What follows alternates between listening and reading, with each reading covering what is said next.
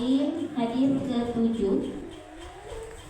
Sebagai pembuka dulu, ini hadis yang menceritakan tentang Kaisar Hercules. Pernah dengar ya? Kaisar Romawi atau sekarang Bizantium ya, Romawi Timur kalau nggak salah ya. Jadi seorang kalau di sini bahasanya Heraklius ini adalah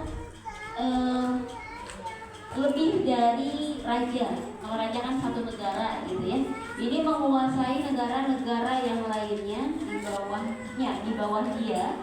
Salah satunya adalah Palestina pada waktu itu. Palestina dan Turki. Kalau dulu Konstantinopel ya. Nah, ini menceritakan bahwa ada seorang penguasa yang bernama Heraklius, dan dia bukan orang sembarangan. Ilmunya banyak sekali. Ilmunya banyak, yang mana dia pun sangat kritis dan penuh strategi. Kan seorang pemimpin itu tidak hanya cukup dengan pintar. Kenapa dia bisa berjaya begitu lama? Karena dia bisa membuat strategi yang cerdas. Nah, Heraklius ini tahu bahwa nanti akan ada nabi akhir zaman, dan pada waktu itu Heraklius dengar kalau nabi itu telah muncul. Gitu ya ceritanya dulu ya. Nah, di sini kita mulai. Hadatsana Abul Yaman Al-Hakam bin Nafi'. Kata siapa ini? Kata Syekh Bukhari. Syekh Bukhari dapat cerita dari siapa?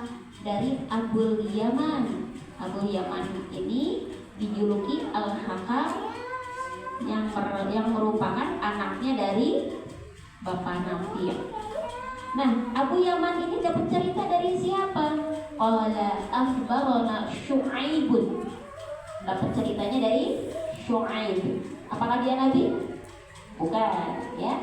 Beda generasi. Syu'aib dari siapa? Ani Zuhri, dari Zuhri.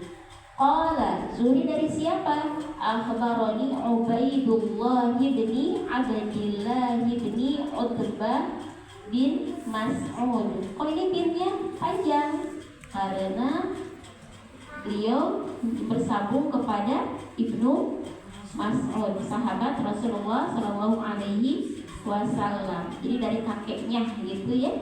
Anna Abdullah bin Abbas akhbarahu. Sesungguhnya Abdullah bin Abbas, berarti siapa? Abdullah anaknya Abbas. Abbas itu siapa? Pamannya Rasulullah. Abbas punya anak namanya Abdullah. Abdullah ini menceritakan sesungguhnya Abu Sufyan bin Harbin. Abu Sufyan ini siapa? Abu Sufyan ini adalah pemimpin Quraisy. Pada waktu itu Abu Sufyan belum iman, belum mu'alaf kita nyebutnya ya, belum muslim. Akhbarahu, Abu Sufyan menceritakan anna Hiraqla, sesungguhnya Heraklius arsala ilaihi, mengutus kepadanya fi Rabbin min Quraisy, di dalam rombongan Quraisy. Kita lihat dulu bahwa kaum Quraisy ini mata pencahariannya apa? Berdagang. Ketika Abu Sufyan dan rombongannya berdagang ke Palestina, ke negeri Syam, tiba-tiba ada utusan dari Heraklius mendatangi rombongan tersebut. Sudah paham ya? Wa kanu tijaran bisyam, dan mereka Abu Sufyan dan rombongan Tijaron sedang berdagang di Syam, di negeri Syam. Fil muddati allati kana Rasulullah sallallahu alaihi wasallam madda fiha.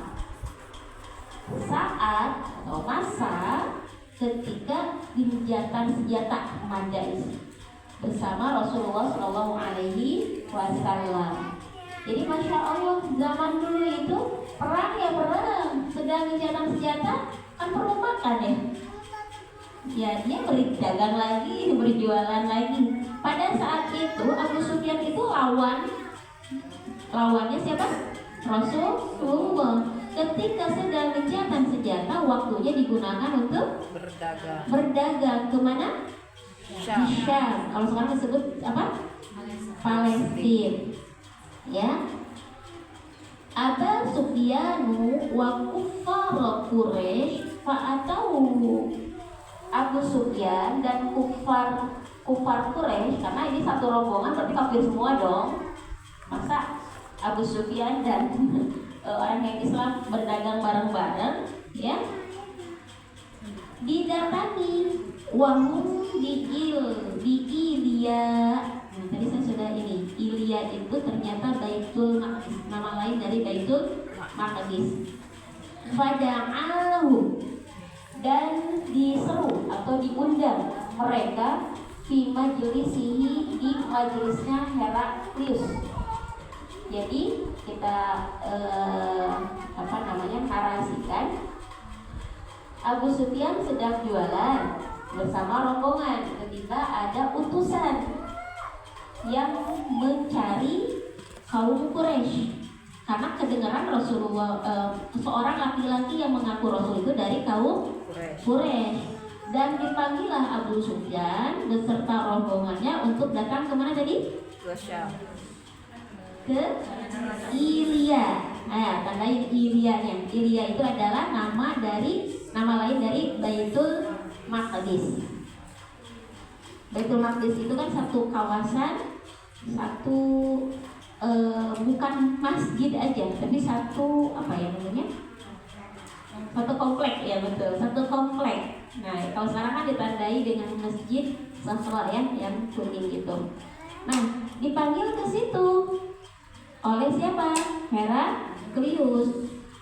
Wahaulahu udhama'u, sekitar Heraklius ternyata tidak sendirian. Dia ditemani di sekitarnya, di sekeliling Heraklius itu udhama'ur Rum, pembesar Rum. Heraklius pemimpinnya, tapi di sekeliling Heraklius ternyata banyak pembesar Romawi. Tsumma da'ahu wa da'a bitarjumani. Kemudian Heraklius itu menyeru mereka, dan yang menyeru itu adalah yang dengan membawa penerjemah.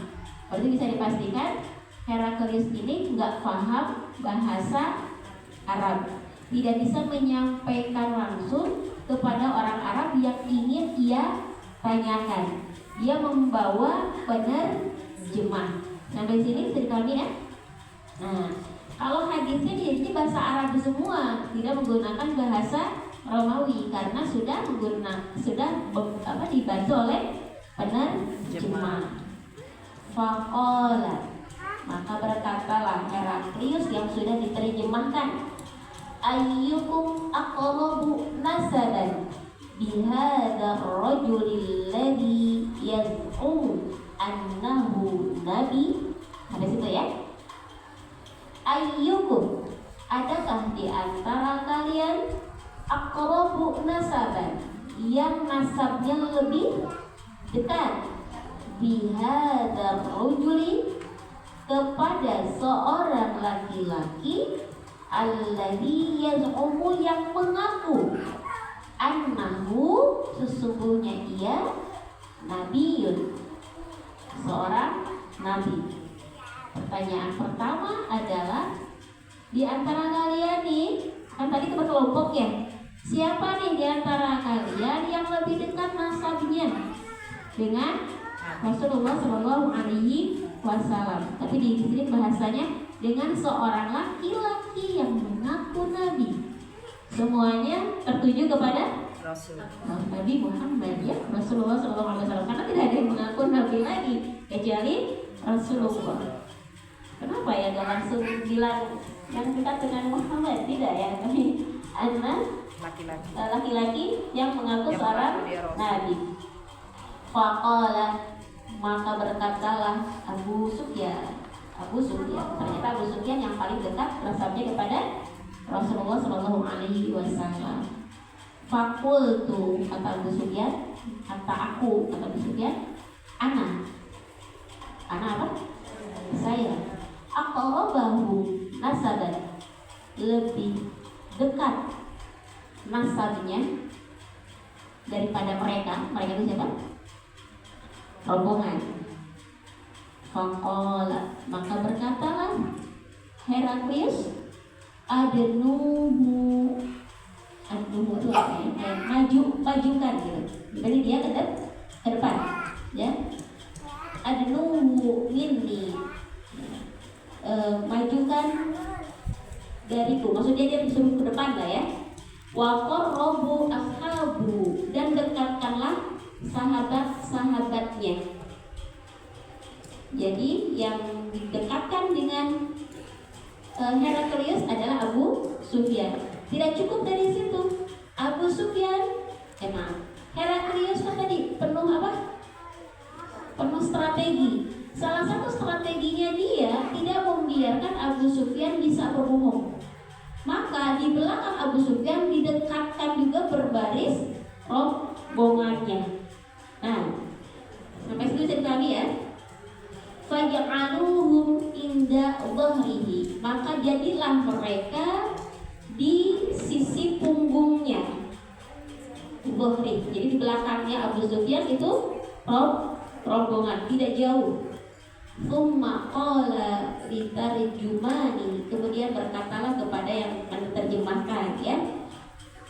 Qul, katakan lahum kepada mereka, inni sa'ilun, sesungguhnya aku akan bertanya. Saat itu kan penanya, hadza an hadzal rajul, tentang siapa? Tentang laki-laki itu. Laki-laki itu siapa? Rasulullah. Fa in kadzabani fakadzabu, jika orang ini berdusta kepadaku, maka di belakang katakan berdusta. Jadi kami ya, nanyanya hanya ke Abu Sufyan, yang lain tidak berhak menjawab.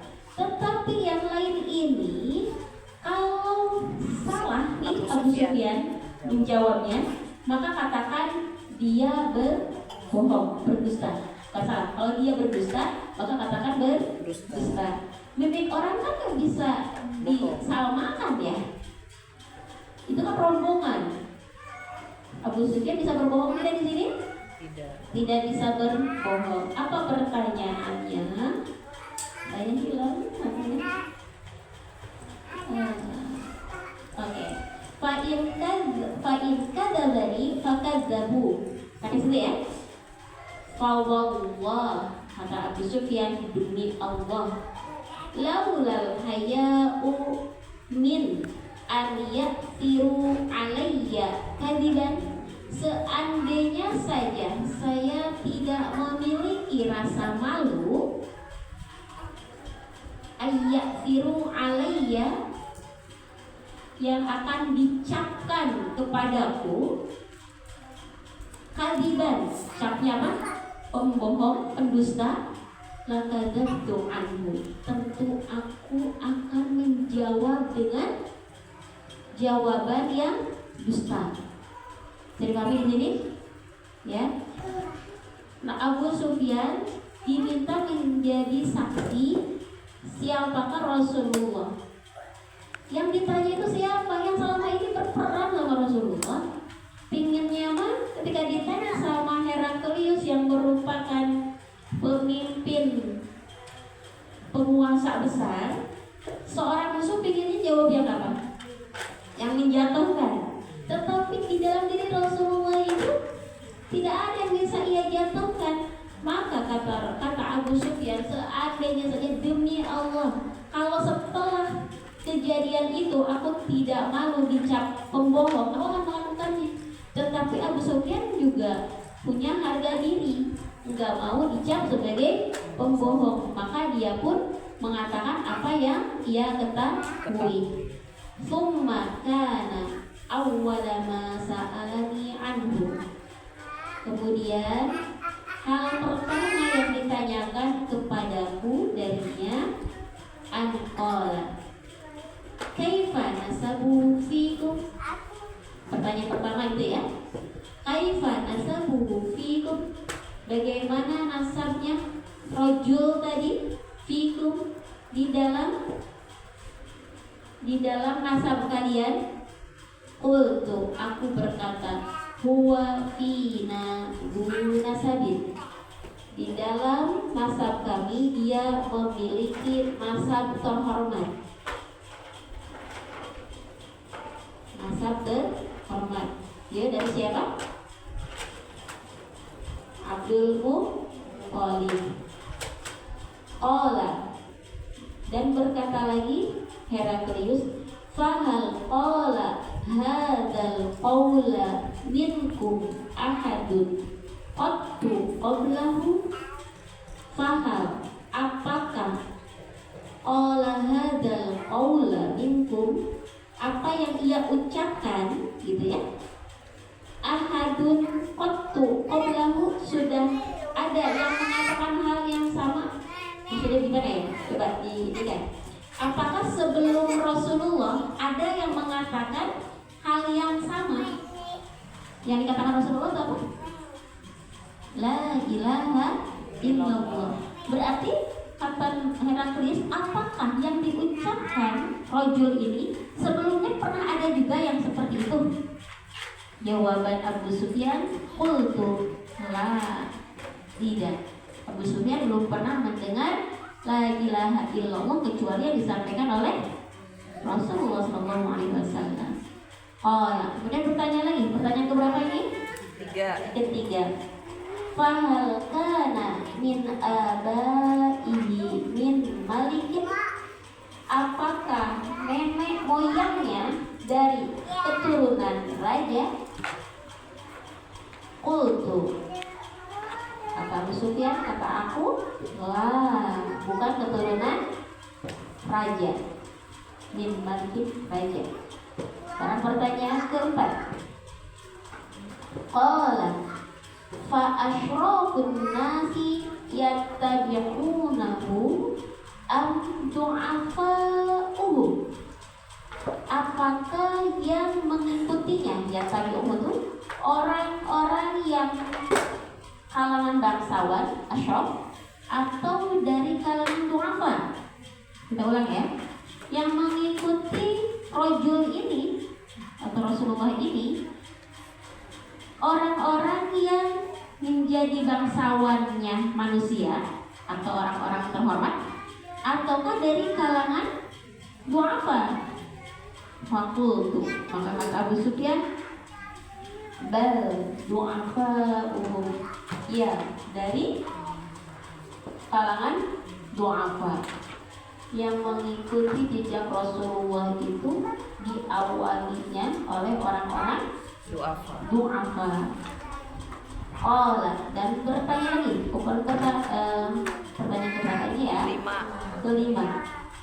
Ayaziduna am yanqusuna, semakin hari semakin bertambah atau semakin berkurang tuh yang mengikutinya? Qultu, kata Abu Sufyan, bal yaziduna, semakin hari semakin bertambah. Qala, berapa ini? Ketujuh ini? Enam ya? Fahal yartaddu ahadun minhum saqatan lidinihi ba'da an yadkhula fihi, apakah ada satu aja, seorang saja yang yartadda itu apa? Berbalik lagi atau murtad gitu ya.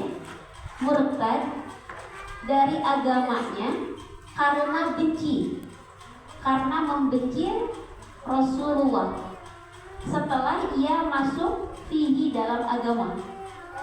Bisa dipahami sini ya? Ini yang masih harfiah, nanti silakan diterjemahkan secara makna. Jadi pertanyaan selanjutnya itu adalah, apakah ada orang yang masuk kemudian keluar lagi dengan alasannya karena benci? Setelah masuk kayaknya nggak enak deh. Itu namanya karena sakhah, karena benci. Apakah ada yang seperti itu? Qultu lah, kata Abu Sufyan, tidak. Jadi kalau udah masuk, para sahabat itu bukannya pengen keluar tapi malah lebih nyaman. Masya Allah. Fahal untuk pertanyaan selanjutnya, tattahimunahu bil kadibi qabla an yaqula ma qala. Apa ya? Tattahimu itu ada yang bisa bantu?